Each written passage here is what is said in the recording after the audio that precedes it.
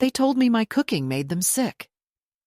Melissa said it so calmly, with her elbows resting on the quartz counter, the smell of my beef stew still filling the kitchen like a ghost that refused to leave. It's just too heavy for us, Helen. You know, all that fat and salt? It makes us nauseous. She said it smiling, but it wasn't a smile for me. It was the kind of smile you wear when you're arranging flowers for a funeral and trying not to breathe too deeply. I remember holding the wooden spoon in my hand, still dripping with broth, and thinking that I had been feeding that woman for 7 years. Christmases, Easters, the night she gave birth to her first child. And suddenly, in the middle of an ordinary Sunday, she decided I was poison. I was 76 that year, still steady on my feet, still proud of the recipes I'd carried from my mother's notebook, pages yellowed, splattered with oil and memory. I wasn't ready to be told that the very thing that had defined my love, my cooking, my care, had become intolerable. I live alone now, above a tailor's shop that smells of steam and chalk dust. The window faces east, and every morning I watch the streetlights fade while the first bus grumbles past. My hands tremble a little when I hold the kettle, but not from age. From the quiet that fills every room when no one's left to eat what you make. The doctor says I'm healthy for my years, though he always asks if I'm eating well. I tell him yes, because that's easier than explaining that I don't cook the same way anymore. I eat like a visitor in my own kitchen. Plain rice, fruit from a tin, tea that tastes of nothing. I used to cook for a family. Now I cook for survival. It's different. Back then, before everything fell apart, I still believed food could heal what words had broken. David, my son, used to say that my soup could fix anything. When he was 8 and feverish, I sat beside his bed, feeding him spoonful by spoonful, until he whispered, "Your soup's better than medicine, Mom." I think about that moment often, how absolute his faith was. Somewhere between that sickbed and Melissa's marble countertop, it vanished.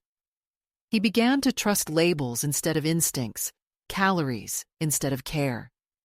He learned to measure love in grams of protein and sugar content. And I, foolish, sentimental, kept believing that if I just kept cooking, kept showing up, something of our old tenderness would return. The first time Melissa refused my food, I thought she was shy about her own cooking. She said she didn't want to mix flavors before her diet seminar. Then it became a habit. She would move my casseroles to the far corner of the table, out of the children's reach, murmuring something about dairy intolerance or preservatives. I learned to pretend I didn't notice. The hardest part wasn't her rejection. It was David's silence. He never said a word in my defense, never looked up from his plate. That silence was worse than any insult. It told me I was becoming invisible, that he'd already chosen the comfort of peace over the discomfort of loyalty. I tell myself now that people change, that marriage rewires the soul. But deep down, I know Melissa's cruelty didn't start with that one sentence. It began years earlier, in smaller, more polite ways. She rearranged my kitchen drawers when I stayed with them after the baby was born. She bought new dishes because mine were too porous. She once laughed at my habit of tasting sauce with my finger.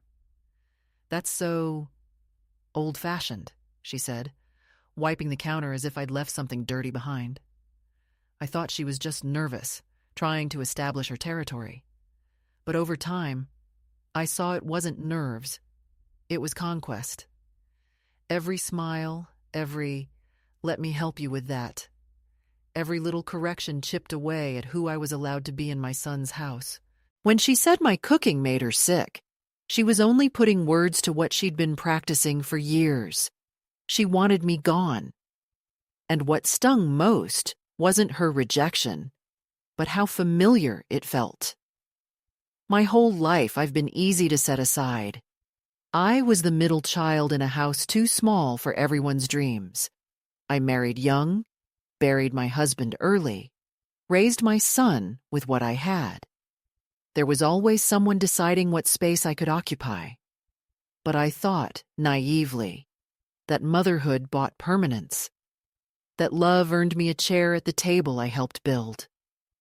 Turns out, chairs can be pulled away quietly, without anyone noticing the scrape. The day she said those words, I looked at David. He was sitting at the head of the table, his fork motionless, eyes fixed on his phone, as if the screen could spare him from the moment. I said softly, "You used to love this stew." He smiled without looking up. "Tastes change, Mom." Tastes. That was his word for me. An outdated flavor. I didn't answer.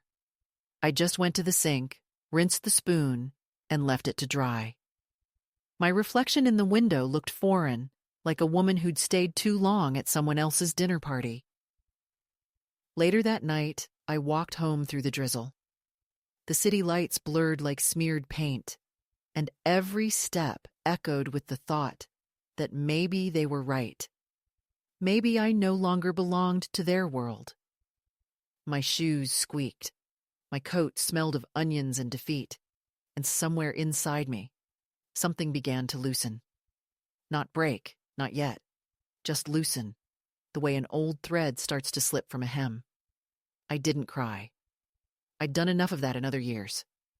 I just walked, breathing in the damp air, tasting the metallic edge of freedom I didn't yet recognize as such. I didn't know then that this would be the last meal I'd ever cook for them, or that months later, I'd learn what Melissa had really been feeding me. At that moment, I was only an old woman walking home with empty hands, replaying every word, every silence, every time I'd told myself not to make trouble. I unlocked my apartment, turned on the small lamp by the stove, and set my bag down.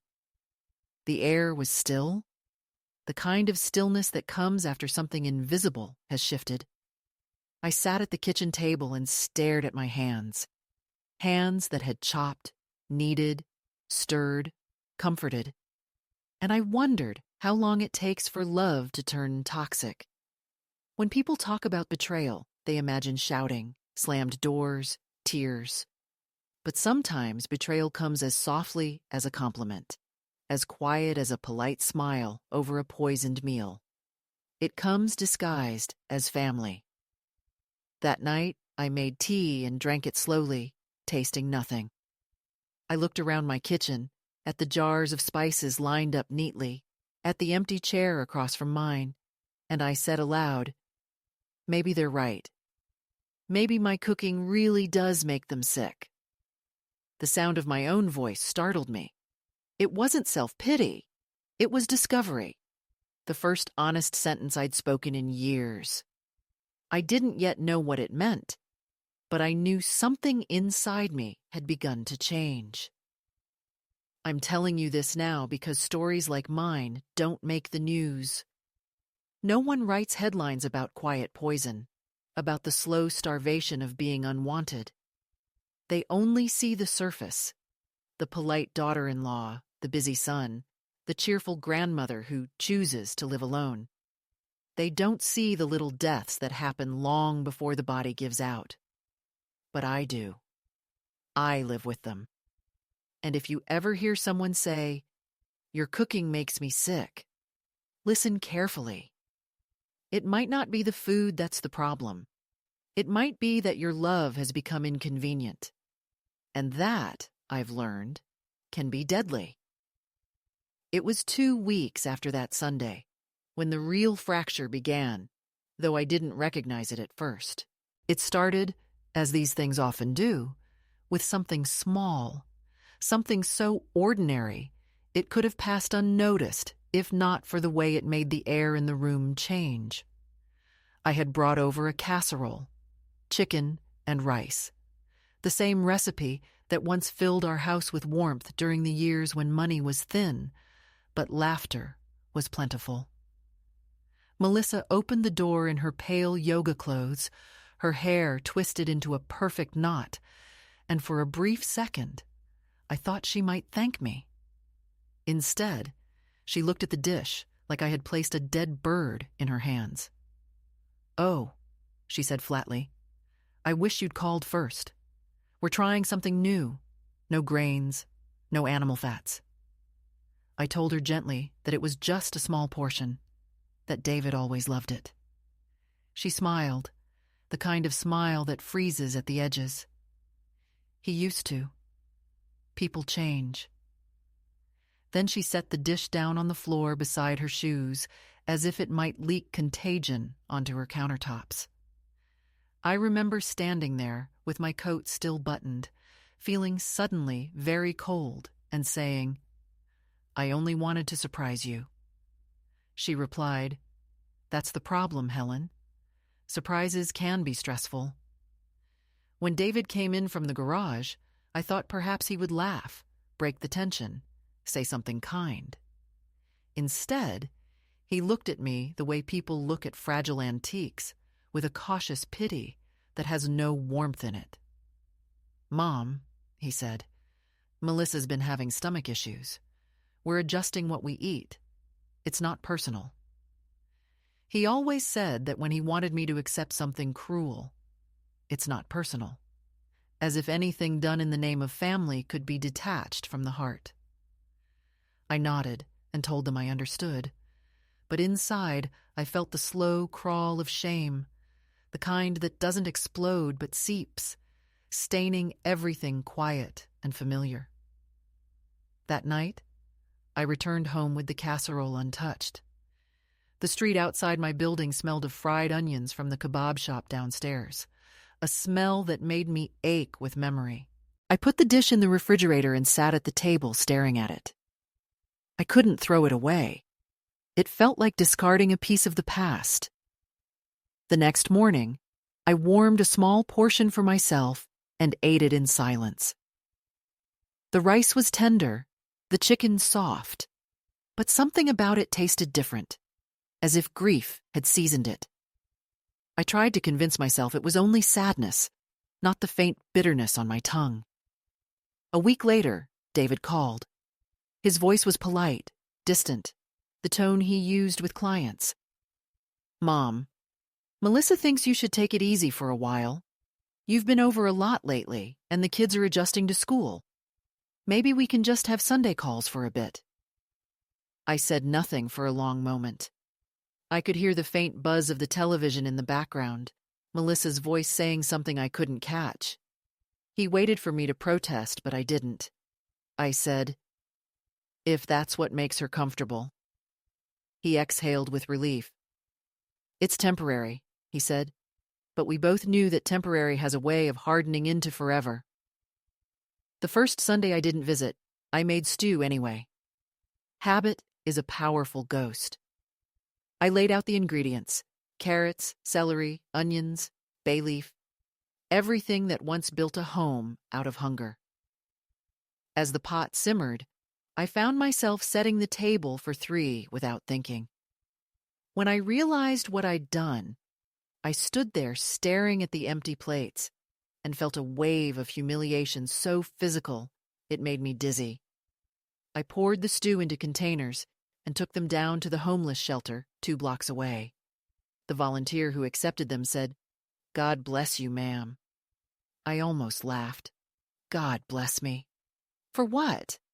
For being unwanted efficiently? It was around this time that my body began to betray me, or so I thought. I started feeling dizzy after visiting their house, lightheaded in the car on the way home. Once I nearly fainted on the bus. I blamed the weather, then my blood pressure, then the inevitability of aging. But there was a pattern I ignored because I didn't want to believe cruelty could be deliberate. Every time I ate something from Melissa's kitchen, one of her healthy treats, her smoothies, her teas, I'd feel sick by evening. She insisted I try them. "It's good for inflammation," she'd say, or "you'll sleep better." My stomach churned, my tongue felt coated, my hands trembled. I mentioned it once to David, half joking, that maybe my body didn't like her recipes. He laughed, distracted. "Mom, you just need to stay hydrated." I said nothing else. You learn, after a certain age, that silence can be armor, even when it feels like surrender. The final crack came during what was supposed to be a reconciliation dinner. David called and said Melissa wanted to make it up to me, that she'd prepared a special meal. All your favorites, but lighter. I wanted to believe him. Hope is a stubborn muscle. When I arrived, the table was already set. Melissa greeted me with exaggerated warmth, kissed my cheek, and told me to relax. There was wine, salad, baked fish with herbs, and a dessert she claimed was sugar-free but divine. We ate together, smiling like actors who'd forgotten their lines. The food was delicate, almost flavorless, but I forced myself to praise it. Halfway through dessert, I felt the first wave of nausea. It rose from my stomach like a slow tide. The room began to tilt. I excused myself, gripping the edge of the table. In the bathroom, I stared at my reflection, gray, sweating, my heartbeat erratic. When I came out, Melissa was clearing plates.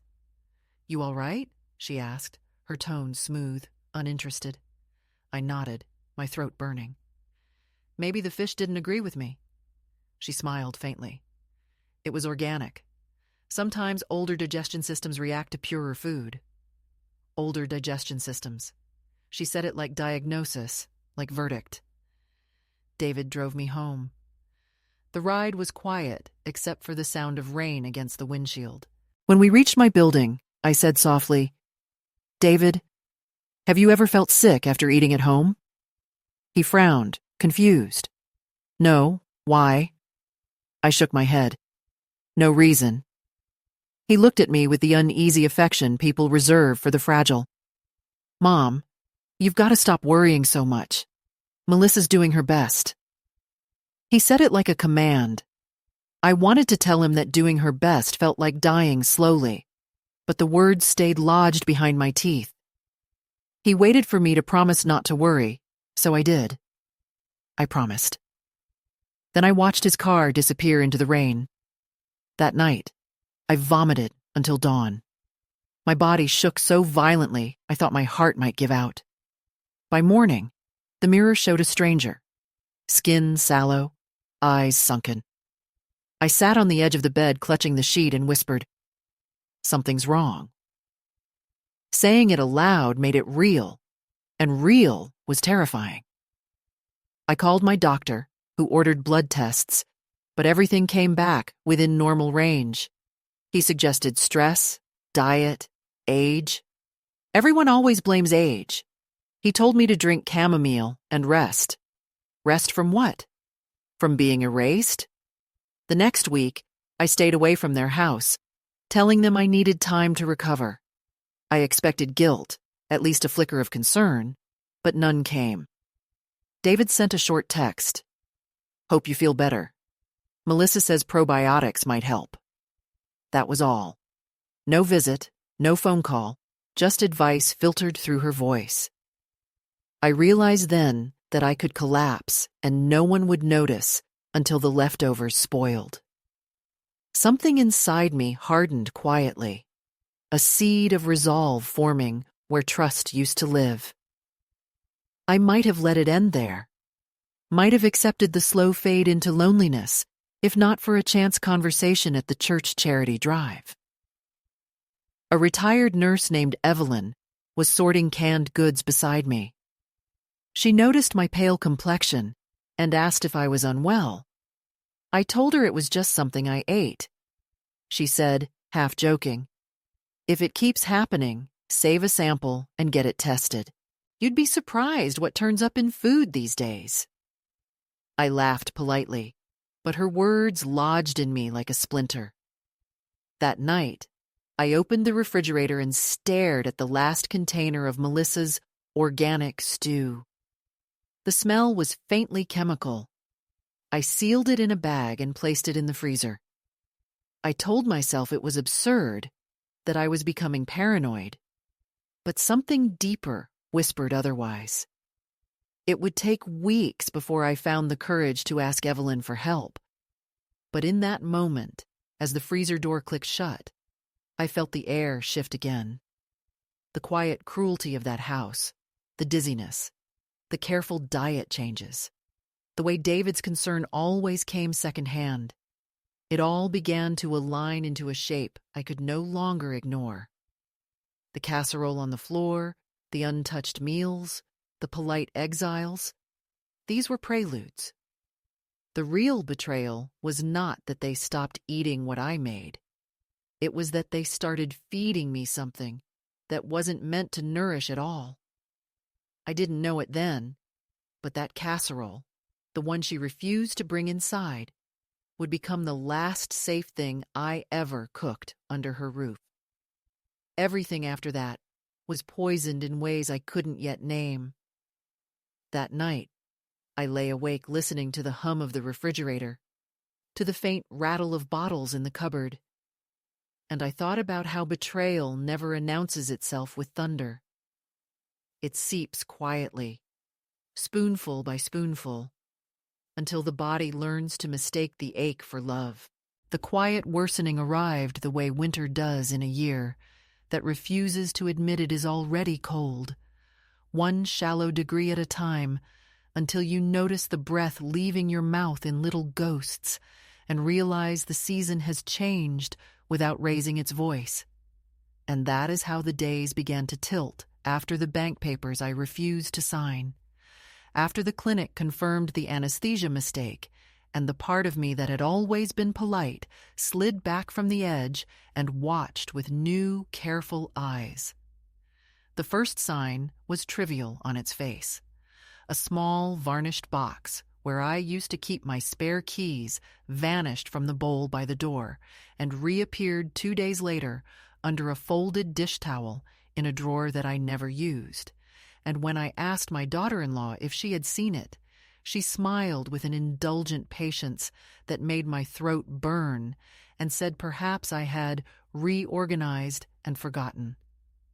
A phrase that would be repeated in the weeks to come with the rhythmic confidence of a lullaby meant to put the old to sleep. Then a call came from the pharmacy to confirm my new prescription plan, some consolidated delivery service I hadn't approved, and when I requested clarification, the representative paused in the way people do when they are reading a screen and said, "My grandson, as an authorized family contact, had streamlined my refills for safety," which meant the medications would now arrive at their house for pickup because someone should be there to sign. And when I said I was someone, the line went quiet just long enough for me to hear the script reshuffle and a gentler voice say, "We just want what's best." And I could almost see the boxes on the screen ticking themselves. Elderly, dependent, compliant. The apartment began to develop new habits. The thermostat adjusting itself to cooler settings in the night, the answering machine deleting messages before I returned, the mailbox offering fewer letters and more glossy brochures for continuum of care communities, where the bathrooms were large enough for 2 attendants and the gardens safe and fenced. And I started finding things that weren't there before. A magnet from a facility an hour away, a pamphlet slipped inside the library book I had left on my table as if the pages had grown an extra chapter, the margins filled with suggestions about transitioning with grace. Visits shifted in tone, too. No longer spontaneous but scheduled and oddly performative. My daughter-in-law arriving with a clipboard peeking from her tote and saying she'd brought a few forms to keep on hand, while my grandson drifted through the rooms with a measuring tape he swung like a toy, pausing to note the width of my dresser and the exact length of the dining table his grandfather had scraped his knuckles building in the old garage. and when I asked why the measurements mattered, he grinned without warmth and said he was learning interior planning, which he pronounced the way his mother said estate, a word that transformed a life into square footage and resale value. They started using phrases that sounded neutral, but landed like tiny cuts, telling me that I seemed overwhelmed, that it might be relieving to unburden myself of tasks like bill paying and correspondence. And when I declined, their faces settled into that expression used for weather, a shrugging acceptance that still manages to blame the sky for raining, after which I would discover a helpful change already implemented, a utility placed on autopay from a new account I hadn't authorized, a mail-forward request to simplify delivery that rerouted half my envelopes to their address until I went down to the post office with my cane and a voice that had forgotten how to tremble and reversed it under the fluorescent lights, while the clerk looked at me with a mixture of pity and admiration and slid a stack of forms across the counter as if handing me a shield. Neighbors began to know things I hadn't told them. A woman from the end of the hall bringing soup and saying she'd heard I was moving soon to a lovely facility.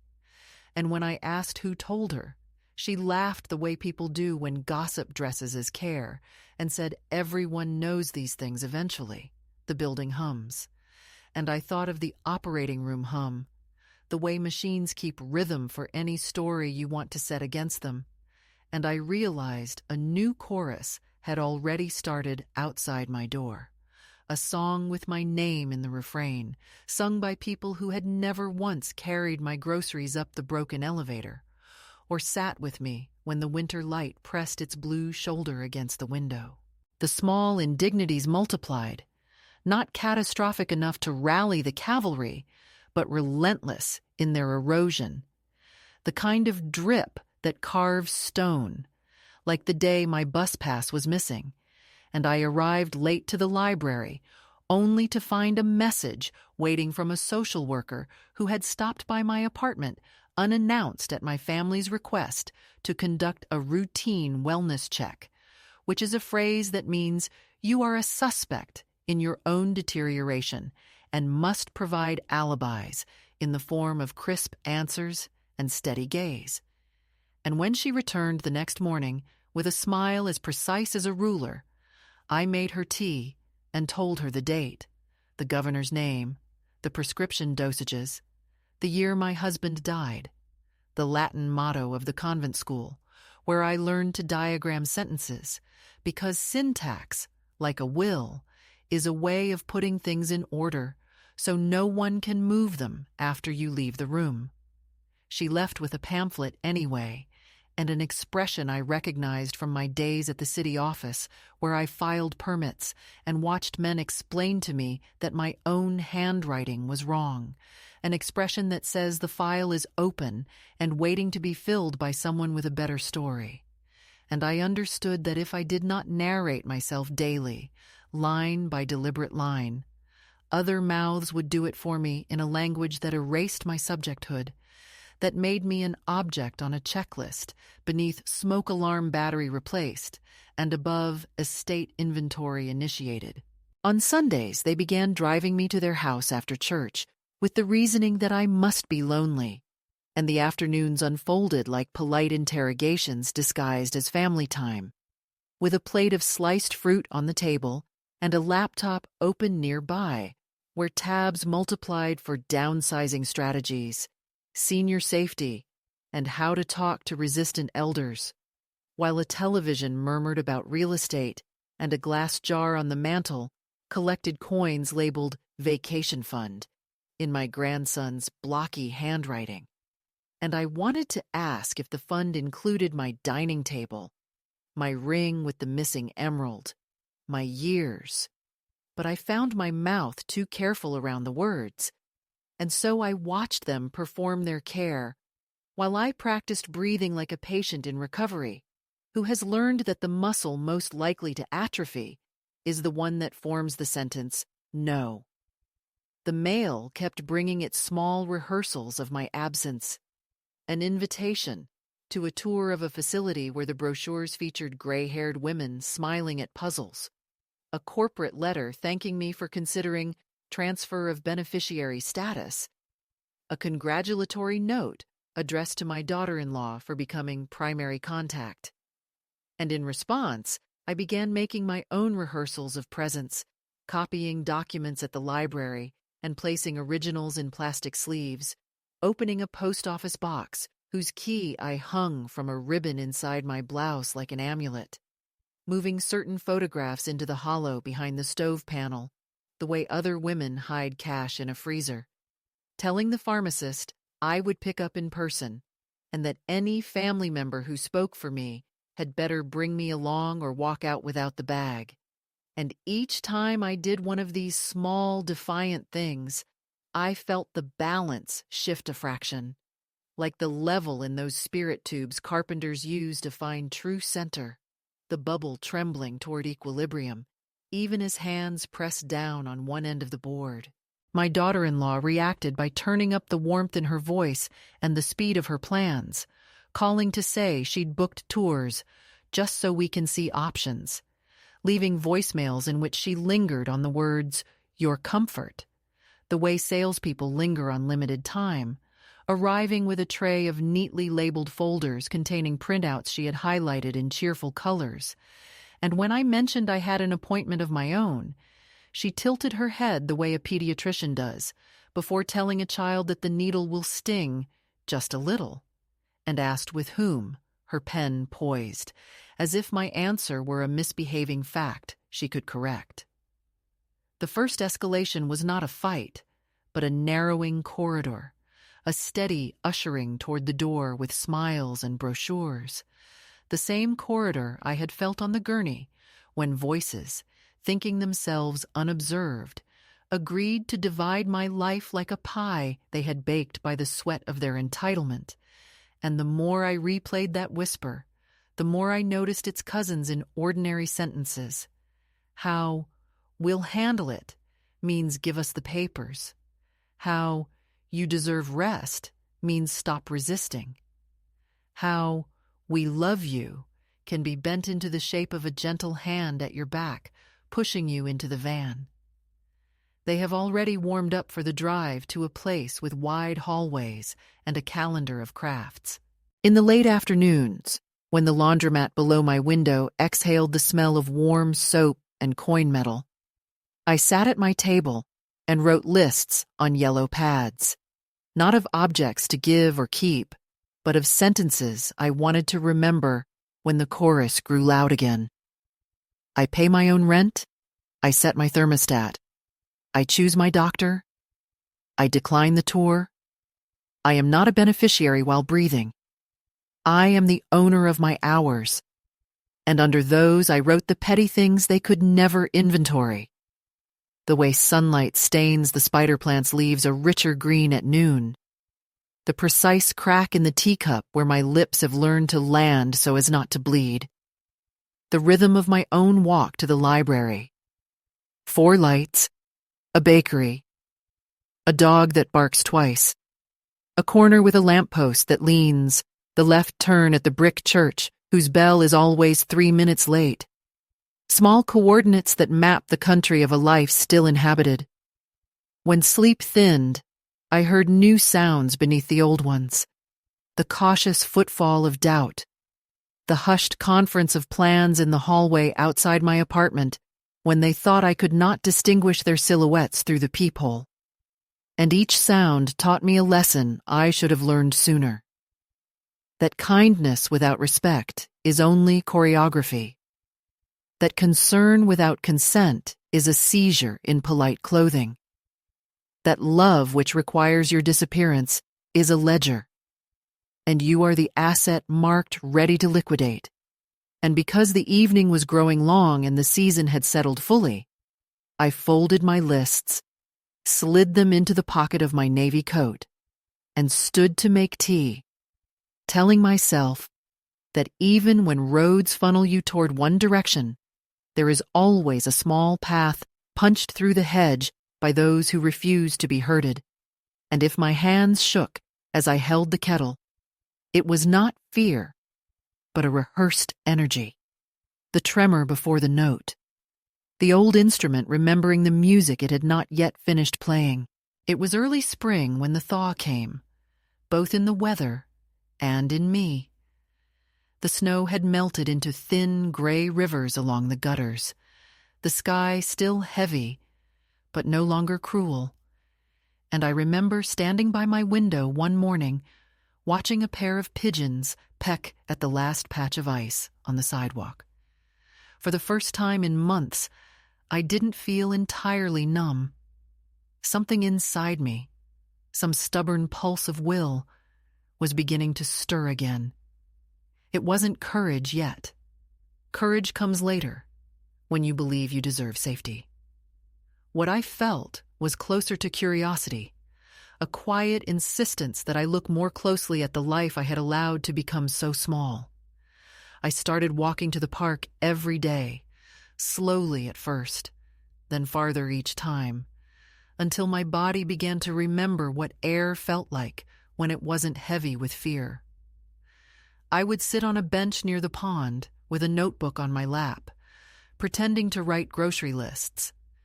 But what I was really doing was gathering fragments of my sanity, testing the edges of what I still believed to be real. One morning, Evelyn joined me.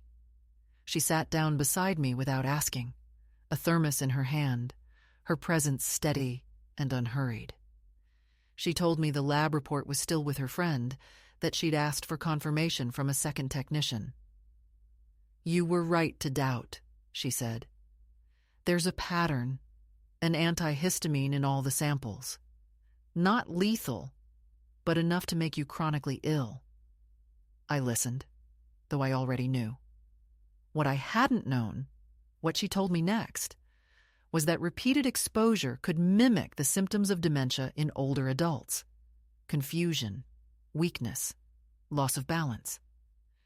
If she kept at it, Evelyn said quietly, someone could easily decide you weren't fit to live alone. The thought hit me like a cold slap. I saw it then. The slow construction of a narrative in which I was the fragile one, the unreliable one, the woman who forgot, who mixed up her medications, who needed help managing her affairs. I could almost hear Melissa's voice saying it, soft and concerned. We just want what's best for her. That afternoon, I went home and took out the small tin box where I kept important papers. Birth certificates, insurance cards, Derek's death certificate, my savings account details. All the proof that I was still a person who owned something. I made copies and put them in a new envelope marked E, for Evelyn, in case. It felt both foolish and necessary, the way survivors always look ridiculous to those who've never been hunted. Then I brewed tea, not her kind, but my own, black and bitter, and sat at the table thinking about what to do next. Every path I imagined ended with disbelief. If I went to the police, they would ask for motive. If I told David, he would laugh. If I confronted Melissa, she would twist my words until I looked insane. There was no place for truth in a family that prized appearances over reality. So I did the only thing I could. I began preparing for escape. I started with small acts, invisible ones. I opened a new bank account using my maiden name. I told the landlord I might travel for a few months and asked if I could sublet my flat, pretending it was for leisure. I sold a few pieces of jewelry Derek had given me long ago, not for their worth, but for liquidity. The pawnbroker, a young woman with pink hair, asked if I was sure. I said yes, and she nodded like she understood something beyond the transaction. With the cash, I bought a prepaid phone and a second-hand suitcase. I hid both under the bed. Each step was small, almost silly, but it made my breathing easier. It reminded me that I could act instead of waiting to be acted upon. During this time, David called again. His voice was unusually warm, as though nothing had happened. He asked if I might like to join them for dinner the following week. "Melissa feels terrible about the distance," he said. "She wants to make things right." I almost laughed, but I kept my tone even. "That's thoughtful of her," I said. "I'll think about it." After we hung up, I sat in silence for a long time. The invitation wasn't reconciliation. It was testing. She wanted to see if I'd return, if I'd forgiven enough to risk my life again. I decided I would go, but not as a victim. I would watch, record, remember. I would let her think she'd won. Evelyn insisted on driving me there. "You shouldn't go alone," she said. "If nothing else, I'll wait in the car." I didn't argue. That night, I wore my plainest dress, no jewelry, hair tied back, as if I were going to a job interview. When Melissa opened the door, her surprise was perfectly performed. Wide eyes, a sharp inhale, then delight. "Helen, you came." She hugged me, her perfume sharp as ammonia. The table was set beautifully, candles flickering, the smell of lemon and garlic in the air.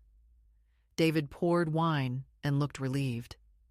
For a while, it almost felt normal. We talked about the children, about the weather, about nothing. Then dessert came, berry compote with cream, and I noticed the way Melissa placed my bowl slightly apart from the others, just as she always had. She watched me as I lifted the spoon. I smiled at her, slow and deliberate, then set it down untouched. "It looks lovely," I said, "but I've given up dairy." Her jaw tightened almost imperceptibly. For the rest of the evening, she was polite but distant, her mask slipping at the edges. When I left, she didn't walk me to the door. Outside, Evelyn was waiting in the car, engine running. I slid into the passenger seat and exhaled. "You didn't eat, did you?" she asked. I shook my head. "Good," she said, and drove without speaking. When we reached my apartment, she parked, but didn't turn off the ignition. "What are you going to do now?" she asked. I looked at her, the streetlights reflecting in her glasses. "I'm going to disappear," I said. She nodded, not in surprise, but in approval. "Then do it before they decide to help you pack." That night, I opened the freezer and stared at the neatly labeled containers Melissa had given me over the months. I took each one out, placed it in a garbage bag, and carried it downstairs to the dumpster. The bag thudded heavily against the metal, echoing through the alley like punctuation at the end of a long sentence. Back upstairs, the air smelled clean for the first time in months. I slept deeply, dreamlessly, and woke before dawn with a clarity I hadn't felt in years. In the following days, I withdrew most of my savings and told David I was planning a short trip to visit an old friend on the coast. He sounded distracted, barely listening. "That's great, Mom," he said. "Just let Melissa know your itinerary so we don't worry." The absurdity of that almost made me laugh. I told him I would. Instead, I bought a one-way train ticket under my maiden name. Portland. I remembered the city vaguely from a trip decades earlier. Rain, trees, a kind of anonymity that felt safe. I packed lightly: clothes, documents, Derek's wedding band, and the lab report. Before leaving, I wrote Evelyn a note thanking her for saving my life. I didn't dramatize it. She would know I meant it literally. The morning I left, I stood in my kitchen one last time. The sun was slanting across the counter, turning the empty teacup into a small bowl of light. I thought of all the meals I'd prepared in that room, all the invisible care that had gone into every stir and slice. None of it mattered now. Food had become a language of threat. Still, I whispered a small goodbye to the space, not because I loved it, but because it had held me through the worst of it. Then I locked the door, tucked the key under the doormat for the landlord, and walked toward the station without looking back. The train ride felt unreal at first. The rhythm of the wheels was hypnotic, the landscape rolling by in muted greens and browns. I kept waiting for someone to call, to stop me, to demand explanations. But no one did. David texted once, "Safe travels, Mom." And that was it. I deleted the message without replying. For the first time in years, I was alone without being lonely. There was a strange calm in that. As the train curved along the river, I looked at my reflection in the window. The woman staring back was older than I remembered, but there was something in her eyes that hadn't been there before.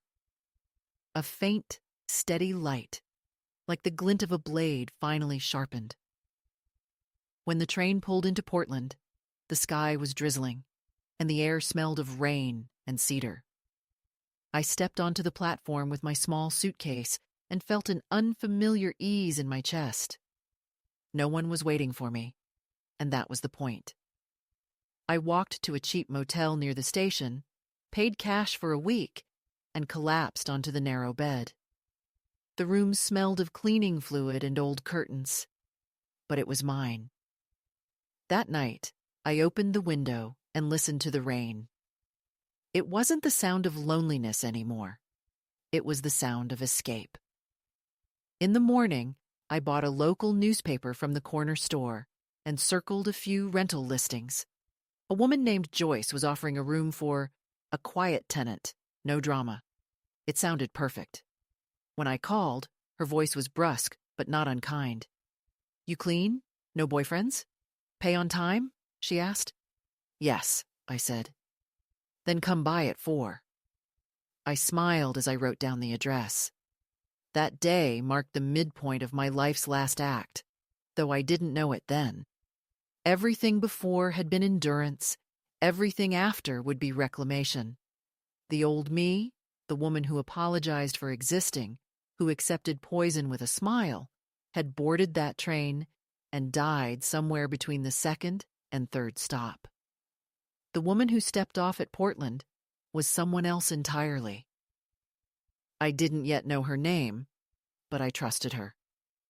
She would survive. It took less than 3 weeks for the peace I'd found in Portland to be disturbed. Not destroyed, just disturbed, like the surface of still water after someone throws a pebble. It began with an envelope, forwarded from my old address to the rented room above Joyce's cluttered antique store. The handwriting on the front was unmistakably David's, careful and slightly slanted, the same script that had filled the thank you cards he wrote as a child after Christmas. My heart stuttered when I saw it, a mix of fear and foolish hope twisting through me. I sat on the narrow bed for a long time before opening it, trying to steady my breath. Inside, there were only 2 items, a short letter and a photograph. The photo showed my old kitchen, the one I had left behind, clean, repainted, and impossibly empty. The curtains were new, pale gray. On the countertop stood a glass jar filled with something green labeled "For Mom." I stared at that label until the letters blurred. His letter was brief. He wrote that Melissa had been worried about me, that they'd tried to reach me, that it hurt them to know I'd run away. Then the final line. "Please, Mom, let us take care of you. We can make things right if you just come home." The phrase "take care of you" made my stomach turn. I folded the letter back into its envelope and placed it in the drawer under my socks. For days afterward, I felt watched, even though I knew it was impossible. The quiet streets of Portland should have felt safe, but every unfamiliar car parked near Joyce's store made me tense. I stopped using my phone except for necessary calls, stopped answering numbers I didn't recognize. Evelyn had warned me. People like Melissa didn't tolerate loose ends. She was ambitious, calculating, and David was her shield. If I had truly disappeared, she might have let me go, but by writing to me, he had reopened the line. Joyce noticed my unease but didn't ask questions. She was a woman in her 60s, sharp and practical, with eyes that missed nothing. Her shop smelled of dust and cedar polish, and I often helped her arrange books or clean shelves in exchange for lower rent. One evening, as I wiped down a glass case, she said, without looking at me, "You've got that hunted look. Whoever it is, they don't deserve your fear." I wanted to tell her everything, but old habits die hard. I just nodded and said, "I'm trying to stop being afraid." She smiled faintly. "Good. Fear's useful until it isn't. Then it's just another chain." For a while, I managed to convince myself that the letter was nothing more than guilt on David's part, that he'd written it without Melissa's knowledge. But then the calls began. Unknown numbers, always at odd hours. I'd answer and hear nothing but breathing, or sometimes a faint click, as if someone had hung up too late. Once, late at night, a woman's voice whispered, "We just want to help." The tone was sweet, practiced, unmistakable. I hung up and sat in the dark for a long time, listening to the rain drip against the window, wondering how far her reach could extend. I thought of the photograph again, the new curtains, the jar labeled for me, and realized she wasn't finished with me. To her, I wasn't gone. I was unfinished business. A few days later, Joyce handed me a parcel that had arrived for Mrs. Harper. It was small, wrapped in brown paper. I told her I wasn't expecting anything, but she shrugged. "Maybe a friend?" she said. The handwriting on the address label was unfamiliar this time. Block letters, deliberate. I hesitated, then opened it. Inside was a jar, an identical glass jar to the one in the photo, filled with green powder. No note, no label, just the faint, sterile smell of herbs and chemicals. I dropped it into the trash before my hands even stopped shaking. That night, I hardly slept, the image of that jar hovering behind my eyelids. It was a message, a reminder. She could still reach me, even here. The next morning, I went to the police station, clutching the lab report Evelyn had given me months earlier. The officer at the desk listened politely, but without conviction. He glanced through the papers, nodded occasionally, then said, "Ma'am, this doesn't prove intent. It could be contamination or misunderstanding. You're saying your daughter-in-law is trying to poison you?" His tone was skeptical, a little amused. I said, "She's not trying. She already did." He looked at me with the kind of professional pity reserved for the elderly who wander into stations convinced of conspiracies. He promised to make a note of it, then handed the report back. Outside, the wind was sharp and smelled of rain. I realized then that I couldn't rely on anyone's protection. The law only believes what fits into its paperwork, and women like me are rarely believable. I walked to the post office and sent a letter to Evelyn, no return address, telling her where I was, asking her to hold on to the original reports in case anything happened to me. I also enclosed David's letter and the photo. I wrote, "If I vanish, look for them first." It felt melodramatic as I wrote it, but the truth has a way of sounding dramatic when you finally dare to say it. Then I went back to my room and sat for hours, staring at the street outside. Life went on. People carried groceries. Buses hissed at the stoplight. The world spun indifferently. A week later, I saw him. I was coming out of a grocery store, the sky pale and damp, when I caught sight of David across the street. He was leaning against a lamppost, phone in hand, scanning the crowd. My first instinct was joy. My son, my boy, he had come for me. but it vanished as quickly as it appeared when I noticed the expression on his face. He wasn't searching with worry. He was tracking, scanning like a man looking for a lost item, not a person. I ducked behind a parked van, heart hammering. He turned in my direction once, eyes sweeping the storefronts, and for a moment I thought he'd seen me. Then his phone rang, and he nodded as if receiving instructions. When he walked away, I caught a glimpse of a woman's shape reflected in the shop window across the street. Dark coat, sunglasses, the tilt of Melissa's posture unmistakable even at a distance. They were together. That night, I packed my things. I didn't tell Joyce the full truth, only that family trouble had followed me. She gave me a long, measuring look, then pressed a wad of cash into my hand. "Go somewhere they wouldn't expect," she said, "and don't call anyone you miss." I hugged her, the first human touch I'd allowed myself in months. Then I boarded a night bus heading north toward a small coastal town called Astoria. Astoria was smaller, quieter, and lonelier than Portland. But loneliness felt safer than recognition. I rented a room from an elderly widower named Tom, who didn't ask questions and kept mostly to himself. The room smelled of salt and old wood. From the window, I could see the river mouth where the sea met the gray water of the Columbia. I started walking along the docks every morning, feeding stray cats and pretending the gulls were speaking to me. For a while, it almost worked. I began to think Melissa might finally give up.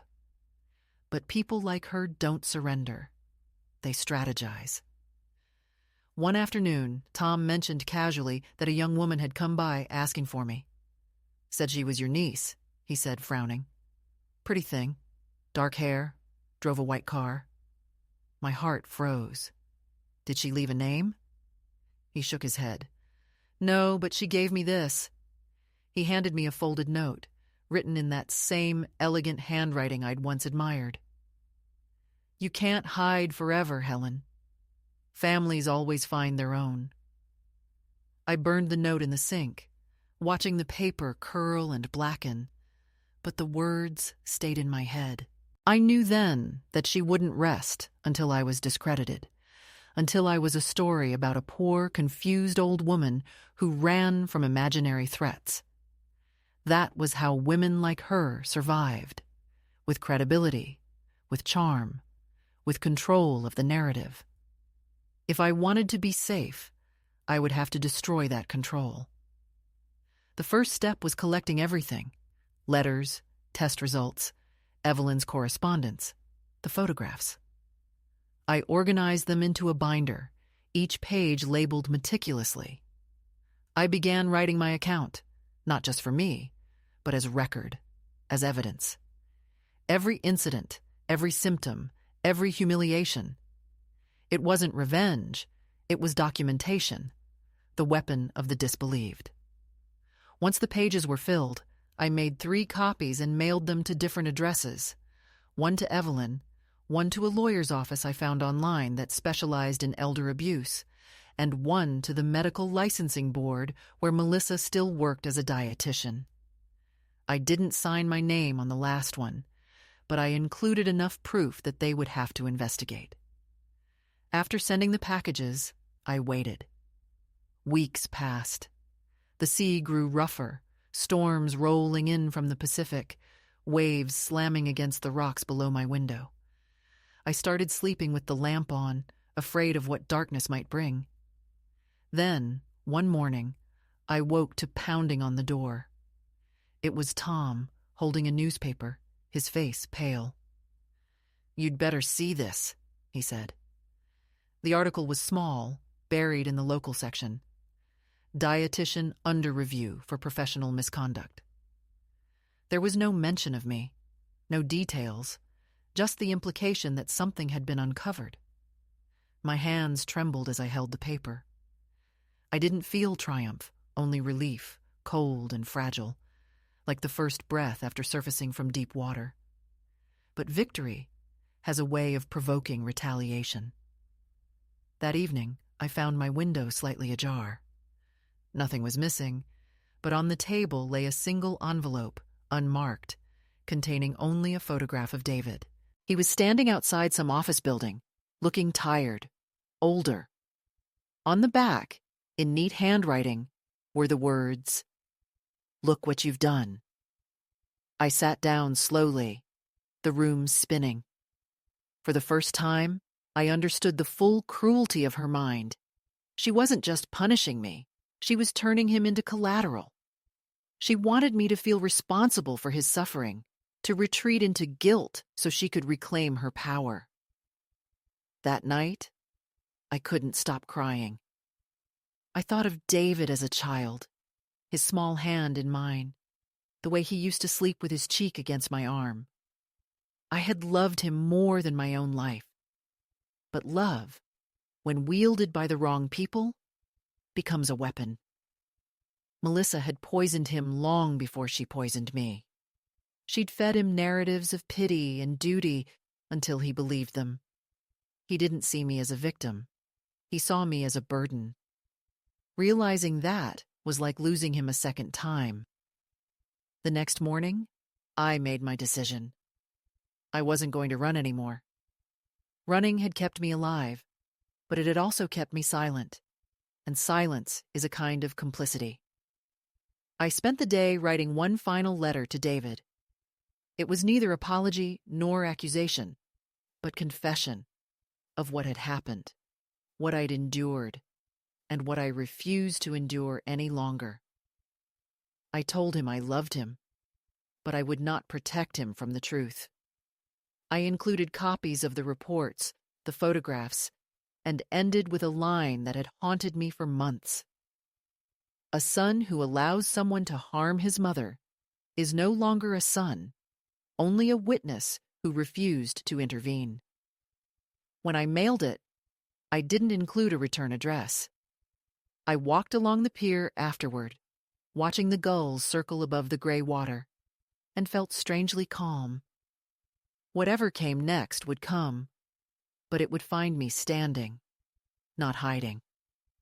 I didn't yet know that this act, the letter, the refusal to disappear, would draw the final confrontation toward me like a storm gathering on the horizon. It came sooner than I expected. 2 weeks later, as dusk fell over the harbor, I saw a white car pull up near the boarding house. A woman stepped out, her silhouette sharp against the fading light. Even from a distance, I recognized the way she carried herself. Precise, composed, invulnerable. Melissa. She looked up at my window, then smiled, a small, satisfied curve of the lips, and walked toward the door. I didn't move. I just stood there, heart steady, waiting for the knock that would turn fear into action. When the knock finally came, it was almost delicate. 3 soft taps like a neighbor borrowing sugar. I stood motionless, my hand hovering over the doorknob, heart thudding in that slow, deliberate rhythm that happens right before something irreversible. The air in the small room was thick with the smell of dust and sea salt. I could hear the faint hiss of the tide outside, the muffled hum of a boat engine somewhere beyond the fog. I waited, hoping she would lose patience, that she would walk away. But I knew Melissa too well. She had always been patient with her cruelty, methodical with her timing.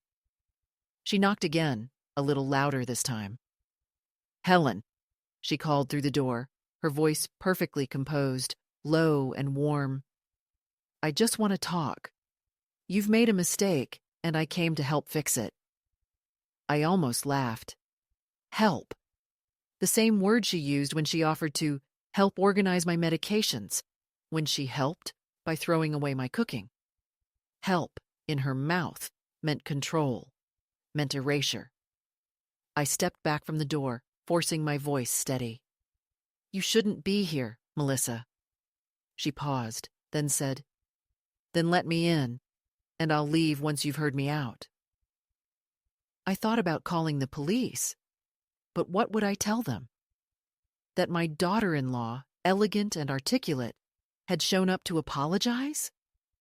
They'd believe her smile long before my trembling. I walked to the window and saw her car parked by the curb, white and gleaming under the streetlight. She was alone. Of course she was alone. She didn't need accomplices. She had charm. After a long moment, I unlatched the door and opened it halfway. She stood there, dressed in a cream coat, her hair pinned back neatly, her eyes bright with a rehearsed mixture of concern and triumph. "You look terrible," she said softly, stepping closer without waiting for invitation. "You've lost weight." She smelled of perfume and mint, familiar and nauseating. "What do you want?" I asked. "To make things right," she said. "David's distraught. The investigation's ruined our lives. You don't understand what you've done." Her tone was calm, almost maternal, as if I were a stubborn child refusing to come in from the rain.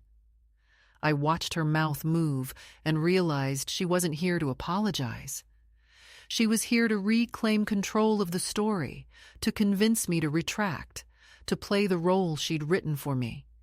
The confused, regretful old woman who'd imagined a crime that didn't exist. "I didn't do anything wrong," I said quietly. "You tried to kill me." She blinked, then laughed, a soft sound of disbelief. "Kill you?" "Helen, listen to yourself.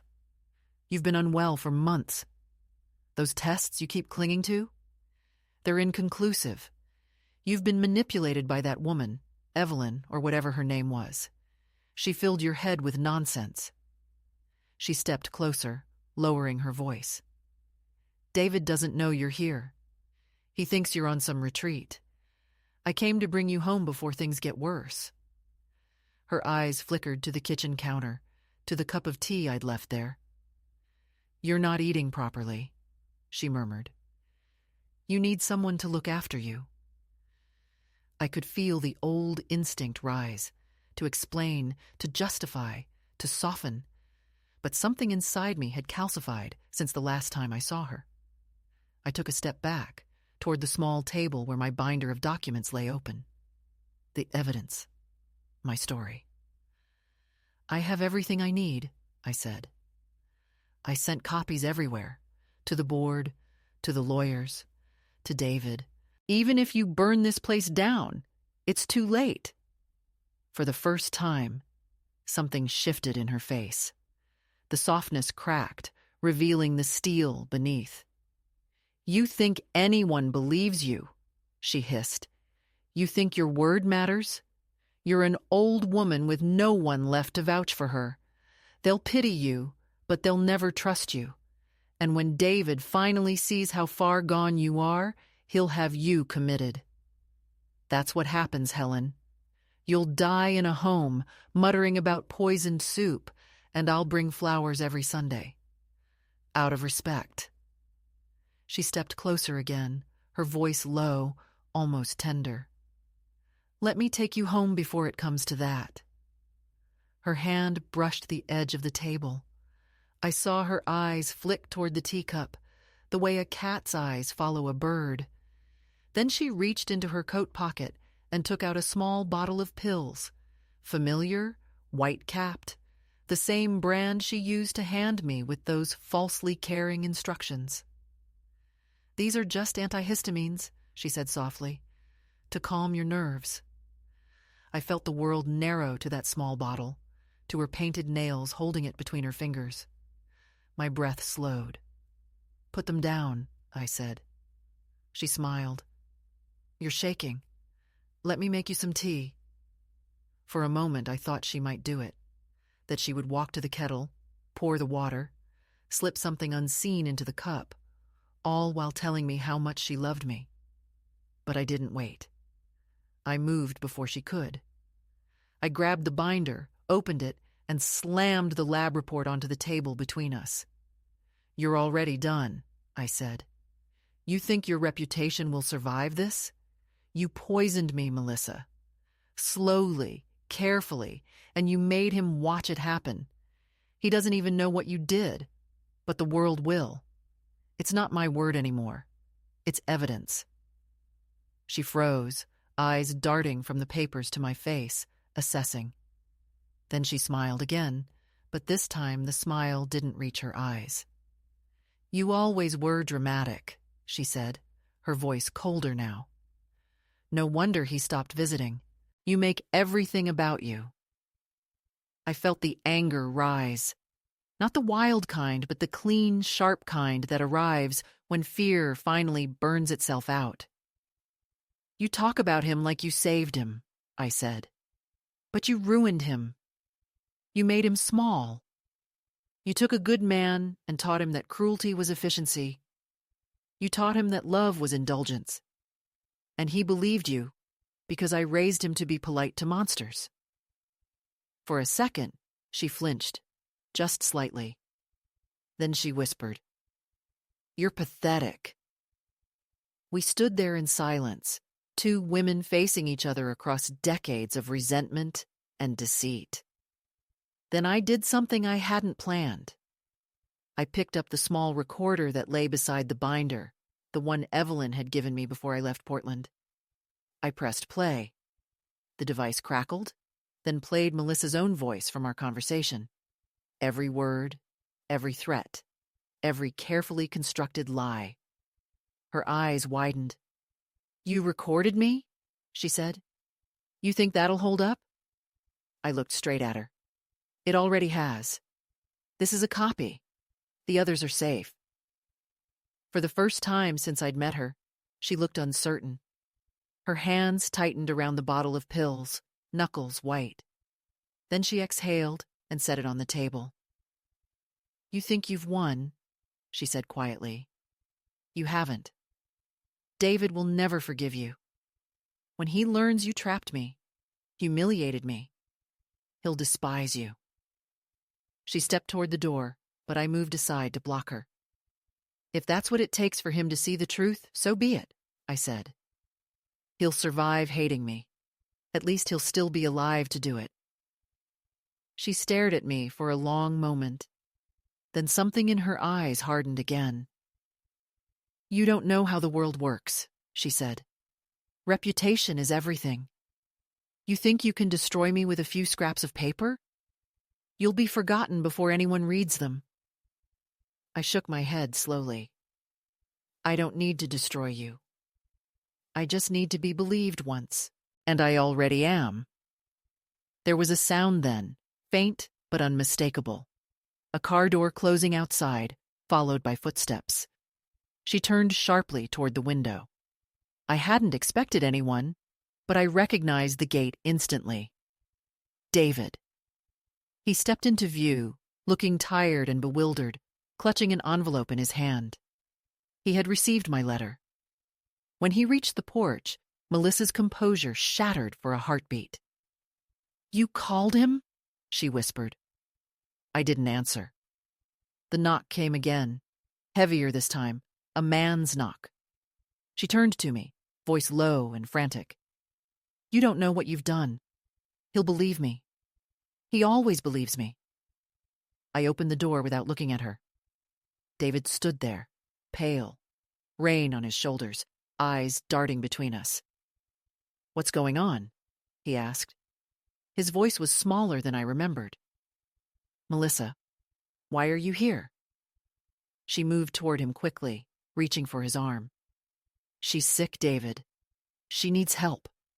She's been spreading lies. She's confused." He pulled his arm back. "I got her letter," he said quietly. Then to me, "Is it true?" I handed him the binder. "Read it." He hesitated, flipping through the pages. The silence between them thickened. She started to speak again, but he raised his hand. "Stop." His eyes moved from the papers to her face, searching, then to the small bottle of pills still on the table. "What is that?" he asked. She opened her mouth, closed it again. The lie didn't come fast enough this time. Something inside me broke. not with pain, but with release. I stepped back, letting the scene unfold like a slow confession. Melissa's voice began to crack, her arguments dissolving into fragments, excuses. David didn't shout. He just looked at her, then at me, and I saw realization dawning, the slow horror of a man recognizing the truth too late. He didn't apologize. Men rarely do. But he said my name softly, in the same tone he used when he was small and frightened. Mom. That was enough. I turned away, the weight of years lifting off my shoulders like dust shaken from old fabric. When I finally looked back, Melissa was gone. She had walked out quietly, without another word, leaving the door ajar and the scent of her perfume hanging like smoke. David stood there holding the binder, his hand trembling slightly.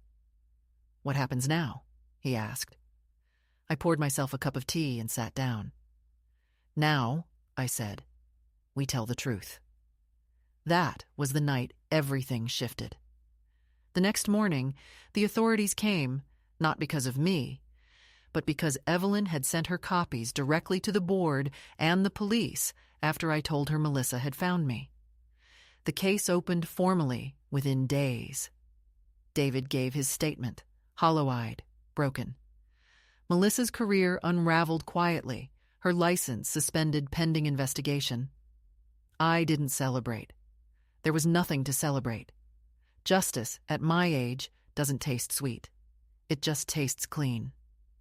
Still, that night, when I sat by the window watching the sea swallow the last of the light, I felt a calm I hadn't known in years. The storm had come and passed.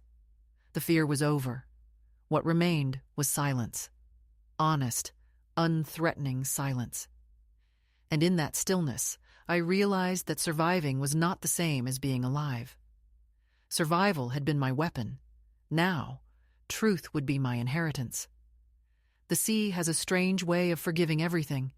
It smooths what it cannot save. It erases edges. It carries away what refuses to sink. Months have passed since that night, and still I wake before dawn to watch the tide crawl up the shore and retreat again, as if it were trying to decide whether to come back or leave for good. The town has become familiar now. The same fishermen arguing by the pier. The same cats weaving between the nets. The same smell of brine and diesel. People greet me as if I've always been here.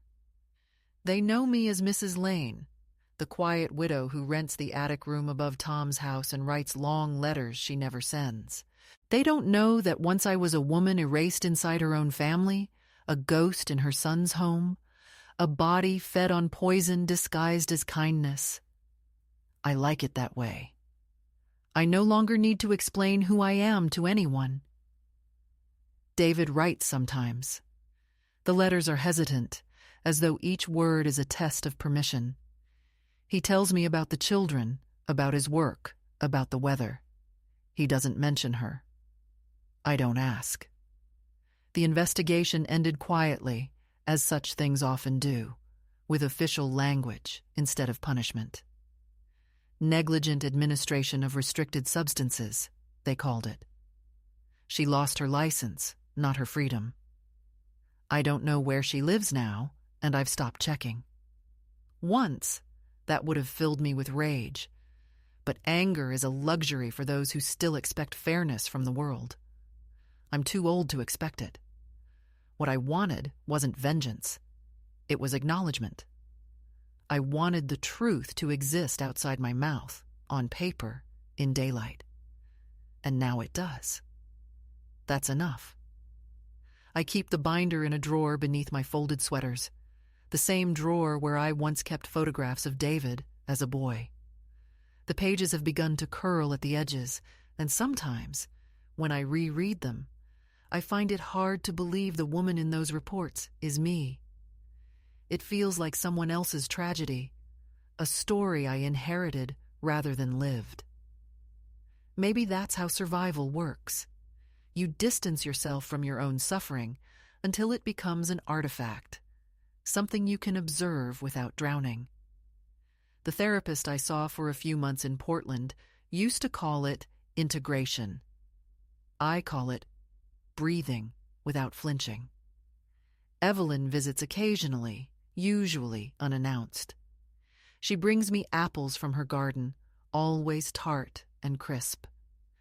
We sit by the window drinking tea, and she tells me gossip from the church, stories about her grandchildren, little details of ordinary life that once would have bored me. Now they feel precious, like proof that simplicity is still possible. She never brings up Melissa or the investigation, and neither do I. Once, as she was leaving, she said, "You know, Helen, you did something most people never manage. You told the truth while you were still alive to hear it." I didn't answer. I only hugged her and thought about how rare it is for women like us to outlive the lies told about us. Sometimes, when the evenings are long and the sea is loud, I imagine David standing outside my door again, the way he did that night. I imagine letting him in, making him tea, asking him to tell me about the children in detail, their voices, their laughter, the small domestic noises that used to fill my house. But in those daydreams, I never speak of the past. I've realized that forgiveness isn't something you announce. It's something that happens quietly when you stop needing an apology. I will never forget what he allowed to happen, but I also know he carries his own sentence now. Knowledge. And knowledge, once it's lodged in you, is a kind of lifelong punishment. The other day, I cooked again. Not just boiled eggs or toast, but a real meal. Chicken stew, the way I used to make it before everything curdled. I invited Tom to eat with me. He looked surprised when he saw the table set, the steam rising from the pot, the smell of herbs and onions filling the room. "Haven't smelled that in years," he said, sitting down awkwardly, unsure of what this meant. We ate in silence for a while. The broth was rich, the chicken tender. Halfway through, he said, "You should open a little place. People would come." I smiled. "No," I said. "This is enough." But after he left, I found myself writing down the recipe again, carefully, like I was preserving something worth passing on. That night, I thought of all the women I've met, at church, in grocery stores, at waiting rooms, who speak softly, who doubt their instincts, who apologize before finishing a sentence. I wanted to reach them somehow, to tell them what I learned too late. That kindness is not proof of safety, that love does not excuse harm, that disbelief from others does not mean madness. I wanted to tell them to trust the moment their body recoils, to name the unease before it's buried under politeness. So I began writing a letter. Not to anyone specific, but to every woman who's ever been told she's imagining things. I wrote, "If the tea tastes wrong, don't drink it. If the room feels colder when you enter, leave. If your love starts making you sick, stop calling it love." I folded the letter and placed it in the drawer beside the binder, not for mailing, but for memory. It's my way of making peace with what happened, to turn poison into warning, silence into story. Perhaps someday, long after I'm gone, someone will find it and understand that this wasn't madness, but survival, written down. Spring is coming again. The days stretch a little longer. The air smells of wet grass and renewal. When I walk by the pier now, I watch the light change on the water and feel, for the first time in decades, that I am not waiting for anything. I am not expecting footsteps, letters, or redemption. My life has become small, yes, but it's my own, and it fits me like an old coat that still remembers the shape of my shoulders. Sometimes, as the sun sets, I whisper to myself, "You made it." not as triumph, but as recognition. I made it through disbelief, through poison, through invisibility. I made it to a place where I can eat my own food without fear. I made it to quiet. And maybe that's all survival is at the end. Not a roar, but a sigh that finally fills your lungs. If another woman reads this one day, if she recognizes herself somewhere between these lines, I hope she doesn't wait as long as I did to believe her own body. I hope she understands that the moment she starts to disappear, she has the right to walk away. I hope she knows that even the smallest act of defiance, a meal cooked for herself, a door she refuses to open, can be a revolution. I am 77 now. The sea outside my window is the same as it's always been, unforgiving, beautiful, endlessly alive. Sometimes I think it's watching over me, keeping its secrets the way I keep mine. And on evenings like this, when the light turns the water to silver, I whisper a blessing I've never spoken aloud before. To every woman who has been told she's imagining it, trust your hunger, trust your nausea, trust the taste of what's wrong. They will call it madness until the evidence speaks. But by then, you'll already be free.